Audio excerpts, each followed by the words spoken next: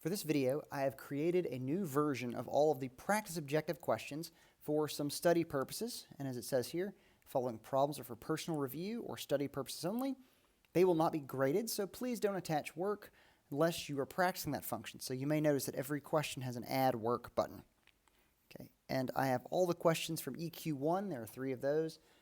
You may not be required to do all of those on the real objective check. Then you've got EQ2, solving quadratics with factoring, EQ3 with the square root property, EQ4 with the completing the square method, and EQ5 with solving quadratics with the quadratic formula, EQ6 with rational equations, and EQ7 with radical equations. Now my goal is to point out some strategy and really just give you some review on this. So I'm going to just solve each of these questions and point out some of that as we go. So for question 1, EQ1, solve the following linear equation in one variable. Enter R if all real numbers are solutions. Enter D and E, which is does not exist, if there's no solution. So in my question, I have 4 parentheses, negative 3R minus 8, close parentheses, plus 8R equals 2R plus 4. I'm going to distribute the 4 into the parentheses first. So that would be 4 times negative 3 is a negative 12, so negative 12R. 4 multiplied by negative 8 is minus 32. Negative 12R minus 32 plus 8R equals 2R plus 4. Next, I'm going to combine like terms. I have 2 terms with an R on the left-hand side. So negative 12R plus 8R will be negative 4R minus 32. That equals 2R plus 4 still. Next, I have an R term on both sides. So I'm going to subtract 2R from both sides of my equation so that I have negative 6R minus 32 equals 4. I'm going to add 32 to both sides so that all of our constant terms are on one side. So negative 6R equals 36. And finally, dividing by negative 6 on both sides, you find that R is equal to negative 6.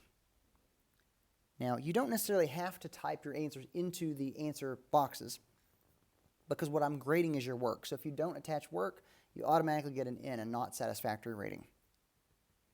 I want to see all your work.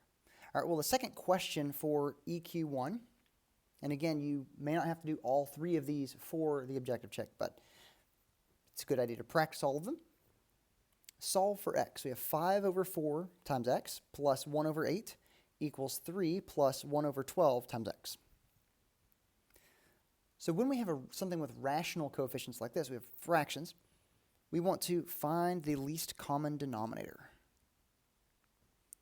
The least common denominator is a number that's going to be a multiple of 4, 8, and 12. So 12 will not work, although I'd like it to. But let's go through multiples of 12. So 12, then 24, then 36. 24 actually is a multiple of 4. It's 4 times 6. 24 is a multiple of 8 because it's 8 times 3. And it's a multiple of 12 because it's 12 times 2. So our least common denominator is 24. So next, I'm going to multiply each term in this by 24. So this will be 24 parentheses 5 over 4x, close parentheses, plus 24 parentheses 1/8, close parentheses, equals 24 parentheses 3, close parentheses, plus 24 multiplied by 1 over 12x, close parentheses.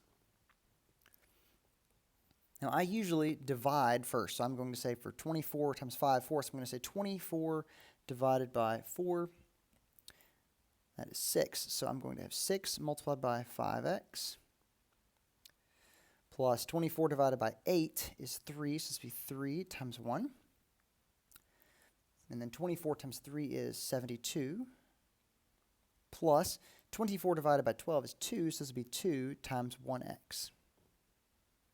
So now I have 6 parentheses 5x, close parentheses, plus 3 parentheses 1, close parentheses, equals 72, plus 2 parentheses 1x, close parentheses.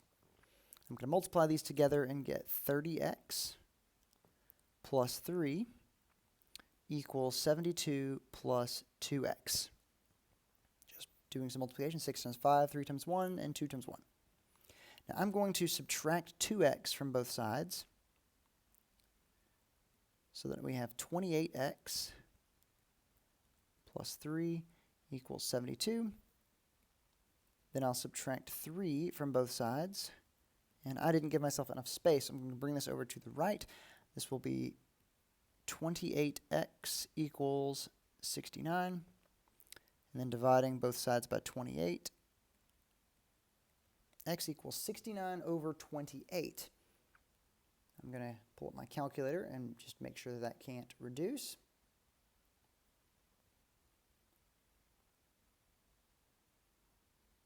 And that is it. Okay, x equals 69 over 28.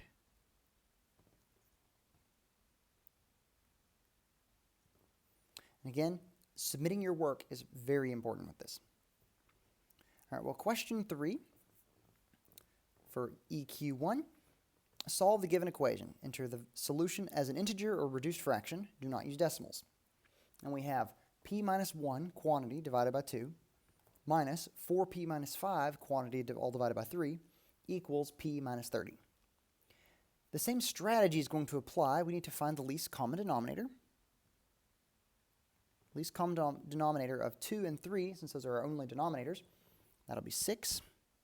So we're going to multiply each term by 6.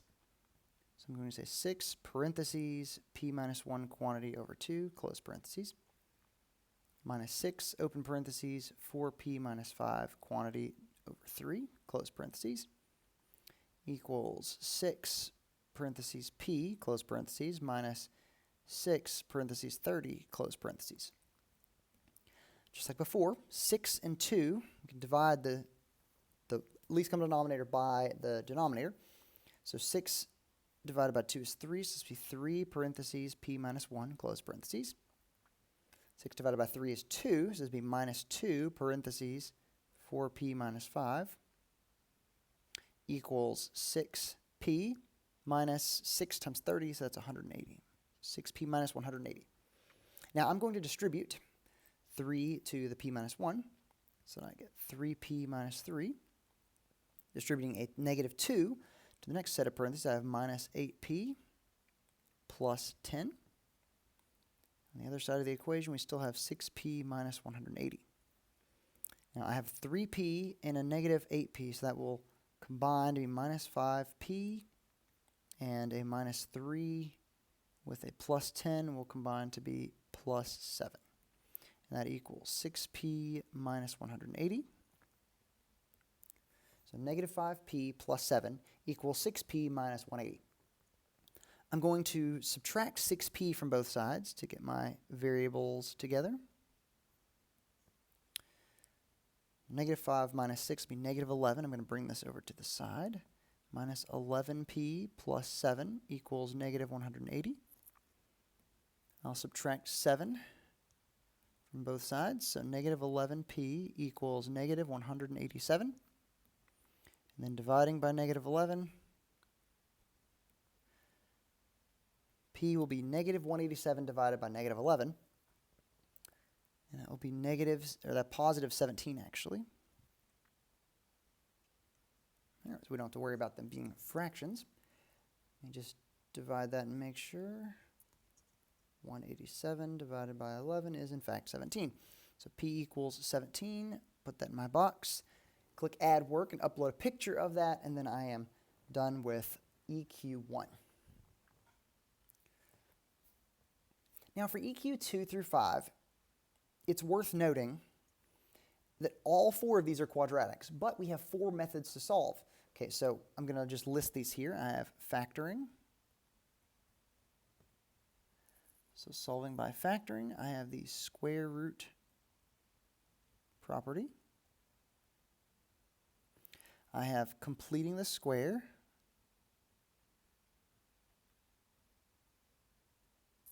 And I have the quadratic formula.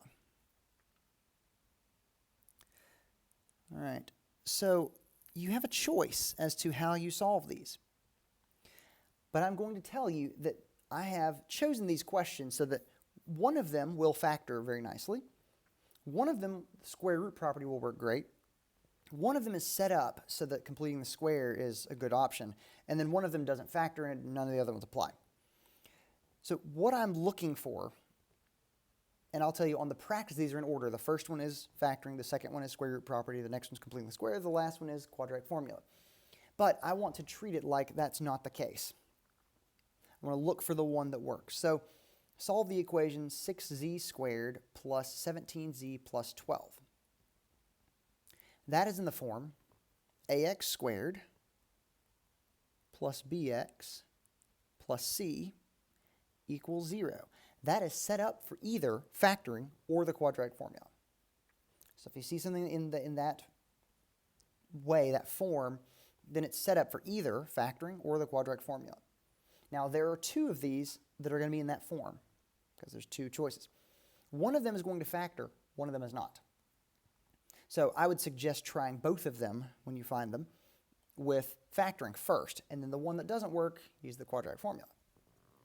So I'm going to go ahead, since this one is in that form, I'm going to try to factor it. So I'm going to multiply 6 by 12. 6 by 12 is 72, so I need to find two numbers that multiply to be 72 that add to be 17. That is our b value. So I'm going to run down my list. I have 1 and 72, 2 and 36, 3 and, 24? Yes, 23 and 24, 4 and 18, I believe. Yep, okay. So 5, 6, and 12. 5 doesn't divide, so 6 and 12 is a pair. 8 and 9. And there we are. 8 and 9 is the pair I'm going to use for this. So because I could find those values, it can factor. For the one that for the quadratic formula, you won't be able to find those values. So that means I'm going to rewrite 6z squared plus 17z plus 12 as 6z squared plus 8z plus 9z plus 12 equals 0. Breaking that 17z into 8 and 9, because we know those two numbers add to be 17. They also multiply to be 72. So the first two terms, I have a 6z squared and an 8z. Between those two, I can factor out a z and a 2. I'm going to factor out 2z, so 2z, and then parentheses 3z plus 4. Now the next two terms, we have a plus 9z plus 12. Between the two of those, they have in common a 3. I'm going to say plus 3, parentheses, 3z plus 4. And of course, that equals 0. Now, because they both have a common binomial factor of 3z plus 4, this will factor as 3z plus 4, in parentheses, quantity, and then a new set of parentheses, 2z plus 3. That'll be set equal to 0. Now, notice that the common binomial factor, 3z plus 4 that they have, and then the leftovers. You have 2z is the greatest common factor of the first two. 3 is the greatest common factor of the second two. That becomes 2z plus 3. Now I'm going to set each of those equal to 0. So 3z plus 4 equals 0, and 2z plus 3 equals 0. For 3z plus 4 equals 0, I'm going to subtract 4 and then divide by 3. So z will be equal to negative 4 thirds. And for 2z plus 3 equals 0, I'm going to subtract 3 and then divide by 2, so this will be negative 3 over 2. So I'm going to just go ahead and write those in my blank. So negative 4 over 3, comma, negative 3 over 2. You always want to type them with a comma as a list. All right, well, we were able to factor that one. So factoring is now off the table. I'm going to check that one off the list, actually. Now, the next thing that I see is the square root property. That's the second on my list. And this next question is parentheses x plus 7, close parentheses, squared equals 250. Oh, let me go back just a second. The justification that factoring worked here would be seeing this list, seeing our list of factors that includes 9 times 8 multiplying to be 72 and adding to be 17. That list is your justification. So you don't actually have to say anything separate. You might say, I was able to find two numbers that multiplied to be 72 that added to be 17. That would be a justification that you could write additionally if you wanted to.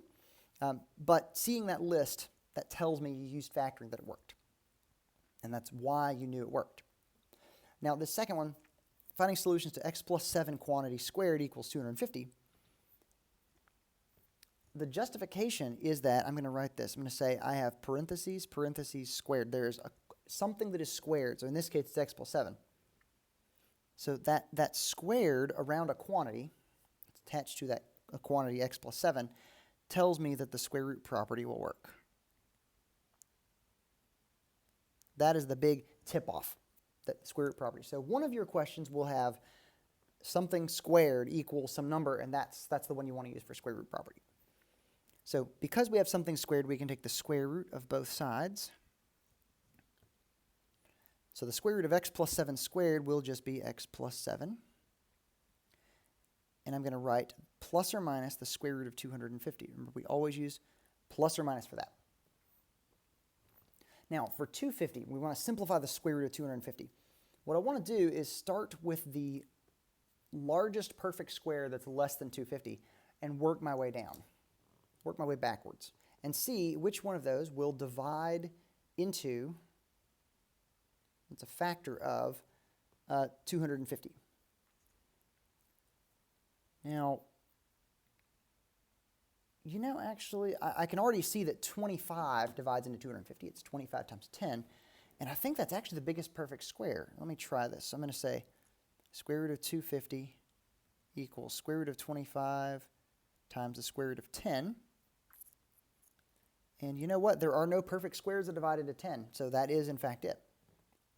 So 25 divides in that. That's the best one. All right, so the square root of 25 is 5. So this will be 5 square root of 10. Remember, we can take the square root of 25, so we do. 5 on the outside. We can't take the square root of the rest of that, the 10. So this makes my answer over here to be equal to x plus 7 equals plus or minus 5 square roots of 10. Now I do have x plus 7, so I'm going to subtract 7 from both sides so that my solution is x equals negative 7 plus or minus 5 square root of 10. Now, you know how we listed our solutions in the previous question as a list with commas between. So what I'm going to have to write in this box, if I wanted to type this in, would be negative 7 minus 5 square root of 10. And then after that square root's finished, I'm going to put a comma, and negative 7 plus 5 square root of 10. So I have to actually write that as a solution set. But there we have our two solutions. And again, that something squared, the parentheses squared, tells me it's a good one for the square root property. So I'm going to scratch that one off the list. Now, my next question, EQ4, I have a feeling is completing the square. Now, the reason I feel that way is because the form for completing the square, that is CTS, completing the square, is when we have something in the form x squared plus bx equals c. So we have just an x squared, we have our b value, and then our c is on the other side of the equal sign. So this equation is r squared plus 12r equals 19. That's in the correct form, so I wouldn't want to try completing the square on anything else.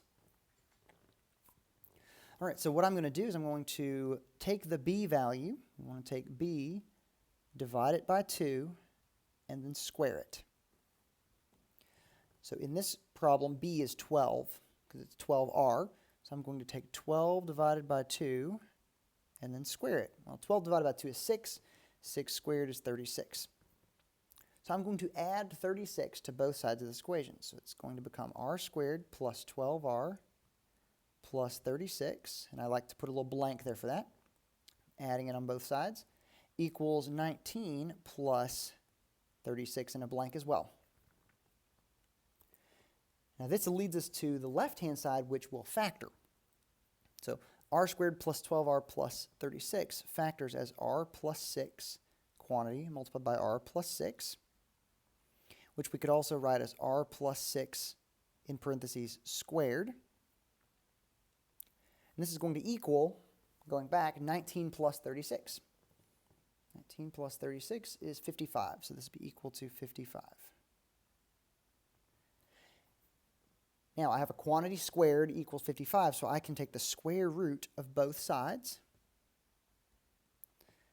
So the square root of r plus 6 squared is r plus 6. That'll be equal to plus or minus the square root of 55.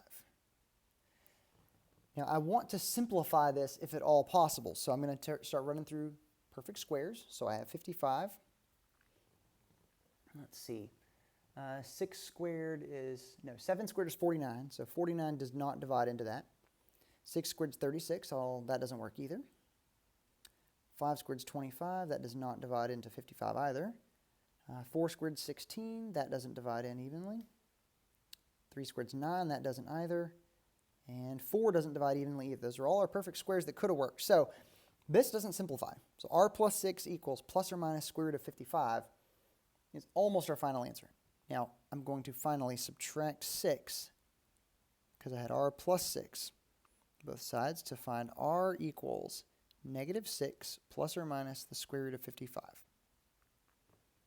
And again, we may have to write this as a list with our two answers. So I'm going to type this in right here and write it in my blank as negative 6 minus square root of 55, comma, negative 6 plus square root of 55.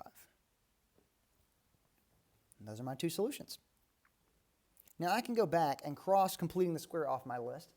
That leaves me with the last question that I have for EQ 2 to 5.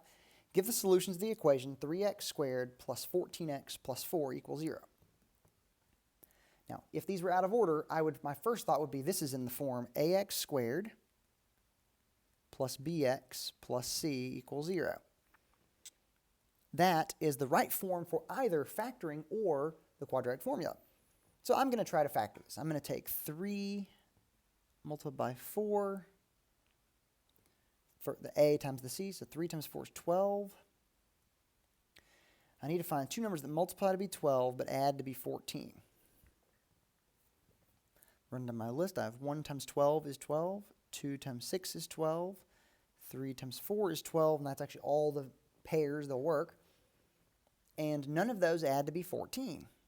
1 plus 12 is 13, 2 plus 6 is 8, 3 plus 4 is 7. So this does not factor because I cannot find two numbers that will multiply to be 12 but add to be 14. So let's use the quadratic formula. I'm going to write this up here as x equals negative b plus or minus the square root of b squared minus 4ac, all that's under the square root, all divided by 2a. Now for our question, a is equal to 3, b is equal to 14, and c is equal to 4. So I'm going to evaluate this formula. X equals negative b, so our b is 14, says b, x equals minus 14 plus or minus the square root of b squared, so that's 14 squared. And be sure to put these in parentheses when you evaluate. If b is negative, it would actually make a difference, so be careful about that. B squared minus 4ac, well, 4 times a is 3, 4 times 3, times c, which is 4. And then all of that from the b squared to the c are all under the square root, divided by 2a, so that'd be 2 times 3. Well, this is going to simplify to be negative 14 plus or minus the square root of some quantity that I'm going to have to evaluate in my calculator, divided by 2 times 3, which is 6. So 14 squared minus 4 times 3 times 4. That's under my square root. And that equals 148. All right, now I need to simplify the square root of 148. So I'm going to go over to the side. And you can indicate this is scratch work, just by putting it off to the side. Is there a perfect square that divides into that? So 148 leads me to start with 144. So 148 divided by 144, that's 12 squared. That does not come out evenly. 121 is our next perfect square, 11 squared. 10 squared is 100, so that doesn't divide in there either. 81 is 9 squared, that doesn't divide evenly. 64 is 8 squared, that doesn't divide in evenly. Let's see, 7 squared is 49, that doesn't divide in evenly. 6 squared is 36, that doesn't divide in evenly. 5 squared is 25, that doesn't divide in evenly. 16 is the next one, that does not divide in evenly. 9 does not divide in evenly, that's 3 squared, and then 4. All right, so 4 divides in evenly, that's a perfect square. So I'm going to write the square root of 148 is equal to the square root of 4 multiplied by the square root of 37. Because 4 times 37 is 148. That means, since the square root of 4 is 2, that this is equal to 2 square root of 37. So I'm going to go back to my x equals negative 14 plus or minus the square root of 148 over 6 and replace square root of 148 with 2 square root of 37. So that will equal negative 14 plus or minus 2 square root of 37, all divided by 6. Now, outside of the radical, I have really 3 parts to this. I have negative 14 plus or minus 2 divided by 6. 14, 2, and 6 all divide, or all have a factor in common, that's 2. So I'm going to divide negative 14 by 2, divide 2 by 2, and divide 6 by 2. So this reduces to x equals negative 7 plus or minus the square root of 37 all over 3. And I'm going to write this in my answer blank the way that you would type this. You'd have to make a fraction first, and your numerator would be negative 7 minus square root of 37. And the denominator would be 3, comma, another fraction, negative 7 plus square root of 37, all as the numerator, divided by 3 as the denominator.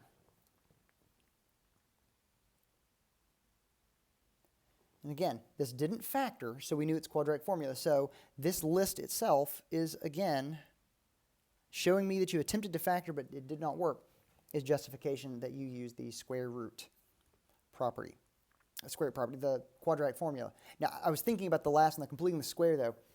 What you would say for completing the squares, you might say this right here, that x squared plus bx equals c, that it's in that form, so completing the square seems like a good idea. But again, you want to justify yourself. Now, the next question, question 8, is EQ2 through 5, and it says, if you did not include justification with your submitted work for solving quadratics, i.e., why you chose the methods you did, use the space below to give your reasoning. And it's just a little box you can type in to say, well, for number 3, I chose factoring because of this. And because in question 4, I chose quadratic formula because of this. That's just a space for you to have to write that if you didn't include it somewhere else in your work. I hope you'll include it in your work. All right, our next question is for EQ6, solving rational equations. And it says, solve the equation 1 over x plus 4 quantity minus 1 over x plus 5 quantity equals 1 over 12. Now this is another rational equation, so we want to look for a least common denominator. Now before I do that, though, I need to say x cannot be equal to, and x plus 4 will be equal to 0 whenever x is negative 4. So x cannot be negative 4. And x plus 5 will be 0 if x was negative 5. So x cannot be negative 5 either. So x is not equal to negative 4 or negative 5. Now I'm going to write my least common denominator. And that is going to include 12 parentheses x plus 4, close parentheses, open parentheses x plus 5, close parentheses. That is composed of all of my denominators. Because remember, I want to remove the denominators. All right, so what I'm going to do is multiply each term by that LCD. So I'm going to have 12 parentheses x plus 4, close parentheses, open parentheses, x plus 5, multiplied by, in a big set of parentheses, 1 divided by x plus 4, close parentheses, minus 12 times x plus 4 times x plus 5, x plus 4 in parentheses, x plus 5 in parentheses. Open a big set of parentheses, that's 1 over x plus 5, close parentheses, equals 12 parentheses x plus 4, close parentheses, open parentheses, x plus 5, close parentheses, big set of parentheses, 1 over 12, close parentheses. Multiplying each term by my very large least common denominator. Now I'm going to reduce some terms. So in the first term, x plus 4 is in the numerator and the denominator, so that term can be eliminated. In the second term, the x plus 5 factor in the numerator and denominator can be eliminated. And in the last term, the 12 in the numerator and denominator can be eliminated. Now, writing what I have left, taking the x plus 4 out, I have 12 parentheses x plus 5 close parentheses, multiplied by 1, which isn't going to change our value, so I'll just write 12 parentheses x plus 5 close parentheses. Now, minus the second term, the x plus 5 term is out. The 1 isn't going to change anything, so this is going to be minus 12 parentheses x plus 4 close parentheses. That'll be equal to parentheses x plus 4 close parentheses x plus 5 parentheses, because the 12 factor is eliminated. Now I'm going to distribute some things. So in the first term, I'm going to distribute my 12 to the x and the plus 5. That results in 12x plus 60. The second term, I'm going to distribute negative 12 to the x and the plus 4. That will mean I have minus 12x and a minus 48. And that will be equal to, when I multiply, some people call this foiling, right? Multiply x plus 4 as a quantity by x plus 5. This results in x times x, or x squared. X times 5, which is a 5x, so x squared plus 5x. 4 multiplied by x, which results in a 4x. So I'll write x squared plus 5x plus 4x, and then 5 times 4 will give us a 20, so plus 20 at the end. So I have 12x plus 60 minus 12x minus 48 equals x squared plus 5x plus 4x plus 20. And we combine some terms. On the left-hand side, the 12x minus 12x is a zero pair, and 60 minus 48 would be 12. So my left-hand side is 12 equals x squared plus 9x, because I'm going to combine 5x and 4x, plus 20. Now this is a quadratic now, so I'm going to subtract 12 from both sides so that I have this equal to 0. So this results in 0 equals x squared plus 9x plus 8. Again, this is a quadratic, so this actually factors. So I have x squared plus 9x plus 8 would be x plus 1 in parentheses, multiplied by x plus 8 in parentheses, and that equals 0. Setting each of those equal to 0, I see that x equals negative 1 or x equals negative 8. Now, at the very beginning, I said x can't be negative 4 and it can't be negative 5. The two solutions that I'm now boxing in aren't negative 4 or negative 5, so those are my solutions. If you did come up with a value that was one of the ones you said it couldn't be, then you would just eliminate that from our list, take it off our list. So the solutions are x equals negative 1, comma, negative 8. And that is our EQ6 example. Now our last question is EQ7. That's solving radical equations. Now we're going to use something that we just did in the last question as well. So solve the equation square root of x plus 14 quantity equals x plus 8. Just like taking the square root removes a square from the square root property, we can square both sides of our equation. So I'm going to write this over here as parentheses square root of x plus 14 quantity, close parentheses, squared equals parentheses x plus 8 quantity squared. I'm going to square both sides. Now the square root of x plus 14 squared is just x plus 14. Left-hand side. The right-hand side, x plus 8 squared is the same as x plus 8 multiplied by x plus 8. Again, x plus 8 quantity multiplied by x plus 8 quantity. Now distributing, we have x times x, which is x squared, x times 8, which is 8x, 8 times x, which is 8x again, and 8 times 8, which is 64. And this is still equal to the left-hand side, which is x plus 14.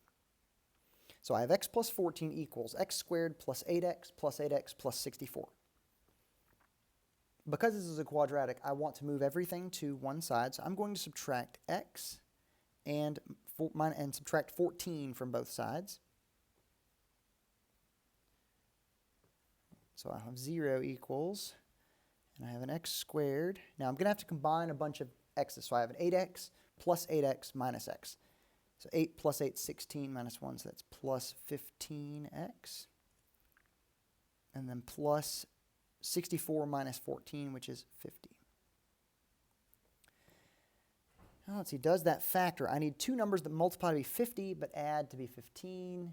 And yes, 10 and 5. So this will factor as x plus 5 in parentheses multiplied by x plus 10 in parentheses. And that equals 0, which tells us that x equals negative 5 or x equals negative 10.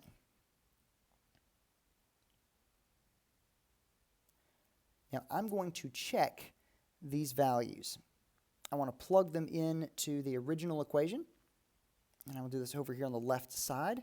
So the square root, if I'm checking x equals negative 5, the square root of negative 5 plus 14 equals negative 5 plus 8.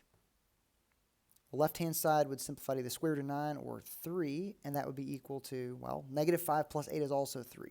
So negative 5 is, in fact, a solution. I'm going to write that down in my blank. X equals negative 5, comma. See if the other value works. So x equals negative 10. I'm going to plug this into the equations. That'd be the square root of negative 10 plus 14. It's all under the square root. It's a quantity. Equals negative 10 plus 8. Well, negative 10 plus 8 is negative 2. But the left-hand side would be the square root of 4, which is positive 2. So as you can see there,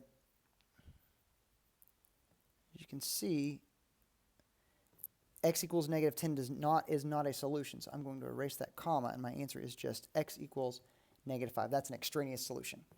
All right, well, I hope that this hopefully very intricate video can help you prepare better for these objective checks. Please let me know if you have any questions, and I hope that it goes well for you.